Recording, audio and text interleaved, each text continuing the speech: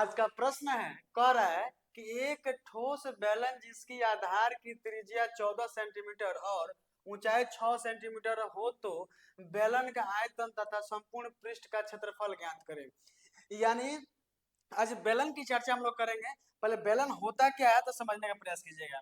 यानी कहने का मतलब है ये होता है बेलन। ये क्या होता है जी? ये होता है बेलन। और बेलन में क्या होता है, थोड़ा अच्छा सा फिगर ले लेते हैं। यानी कहने का मतलब होता है ये होता है बेलन।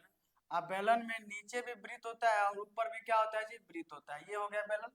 और बेलन में इसमें प्रॉपर्टीज में क्या क्या होता है समझने का प्रयास कीजिएगा।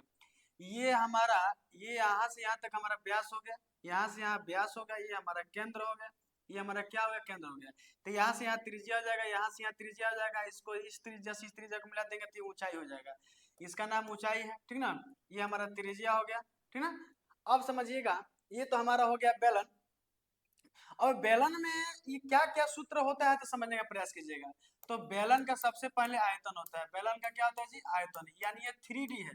3D का मतलब होता है 3 डायमेंशनल, मतलब होता है क्या कि इसमें आयतन है, इसके अंदर मतलब कुछ भी चीज भरा जा सकता है।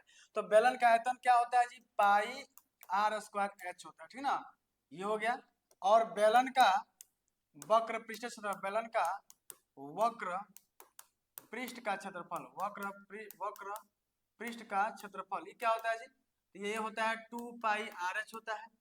और क्या होता है? बेलन का संपूर्ण पृष्ठ क्षेत्रफल, बेलन का संपूर्ण पृष्ठीय क्षेत्रफल, यहाँ समझने का प्रयास कीजिए। 2 पाई आर एच प्लस में क्या है? 2 पाई आर स्क्वायर। लेकिन हम लोग क्या करते हैं, इसको शॉर्टकट कर लेंगे। 2 पाई आर कॉमन ले लेंगे तो यहाँ बचेगा एच, प्लस यहाँ क्या बचेगा जी? आर बचेगा। तो ये सूत्र हो गया। यानी ये 3 सूत्र होता है इसका।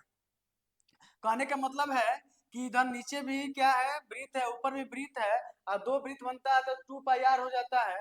और 2 पाई आर एच माने पूरा एरिया जो है 2 पाई आर एच होता है। तो इस सब बेलन का संपूर्ण पृष्ठ क्षेत्रफल निकल जाता है। और यहाँ क्वेश्चन क्या बोला है? क्वेश्चन बोला है कि बेलन, एक ठोस बेलन जिसके आधार की त्रिज्या 14 सेंटीमीटर, माने आधार की त्रिज्या बोल रहा है, ठीक ना। और यानी त्रिज्या दे रहा है कितना सेंटीमीटर जी? 14 सेंटीमीटर दे रहा है, ठीक ना। और क्या दे रहा है? और ऊंचाई दे रहा है 6 सेंटीमीटर। ऊंचाई कितना दे रहा है जी? ऊंचाई दे रहा है 6 सेंटीमीटर, ठीक ना। अब दिया है तो क्या निकालना है? बेलन का आयतन निकालना। पहली बात है कि बेलन का आयतन निकालना है, दूसरी बात है संपूर्ण पृष्ठ क्षेत्रफल निकालना है।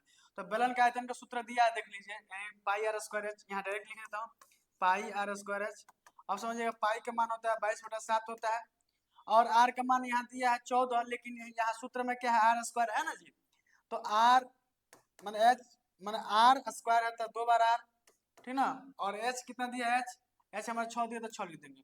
कटाएंगे 7 दूना क्या होता है जी? 14 होता है। ये हो जाएगा 22 दूना 44 हो जाएगा। 22 दूना 44 हो जाएगा ना? 22 दूना 44, 14 6 84 हो जाएगा। इसमें गुणा कर लेते हैं 44 में, और 84 से गुणा करेंगे तो क्या हो जाएगा जी? 4 चौका 16 हो जाएगा, 4 चौका 16 17 हो जाएगा, 8 चौका 32 हो जाएगा, 8 चौका 32, और 3 कितना होता है जी? 32 और 3 कितना होता है? 35 हो जाएगा। ये हो जाएगा 6 9, ये हो जाएगा 6 3, यही ना हो जाएगा जी। 8 4 चौका 16, 4 16 17, 8 चौका 32, 8 चौका 32, 3 35, 6 7 9, 5 1 6 और 3 3696। यानी 3696, यानी क्या हो जाएगा? सेंटीमीटर की हो जाएगा। क्यों सेंटीमीटर की हो जाएगा? क्योंकि ये हमारा आयतन है। अब यहाँ समझने का प्रयास कीजिएगा, ये हमारा क्या हो गया? इसका मतलब बेलन का आयतन हो गया। तो बेलन के अंदर मतलब इतना चीज, कुछ भी चीज भर सकते हैं, मतलब इतना खाली जगह है, हम कुछ भी चीज भर सकते हैं। अब समझिएगा, अगला बात यहाँ है क्या? यहाँ है कि कह रहा है कि संपूर्ण पृष्ठ क्षेत्रफल। तो बेलन का संपूर्ण पृष्ठ क्षेत्रफल क्या होता है? यानी बेलन का संपूर्ण पृष्ठीय क्षेत्रफल क्या होता है जी भैया? होता है 2 pi r into h plus r होता है, यही ना होता है जी। अब बताइए, 2 पाई का मान 22/7, आर का मान कितना दिया है? 14 दिया, तो 14 लिख देंगे। और ऊंचाई कितना दिया है? 6। यानी पहले तो यहाँ आर लिखना है ना जी। यानी 2 पाई आर हो गया, 2 पाई आर इंटू में एच कितना दिया है? 6 दिया है। आप प्लस में आर कितना दिया है? 14 दिया है।